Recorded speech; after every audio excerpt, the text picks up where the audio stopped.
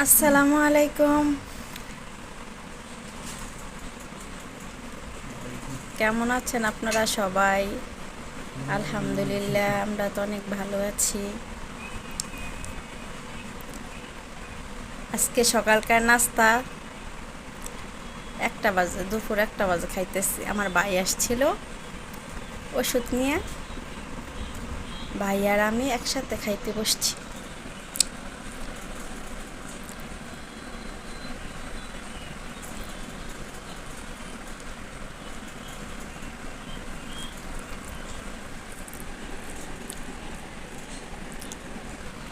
আমার ছোট মেয়ে ঘর গুছাইছে,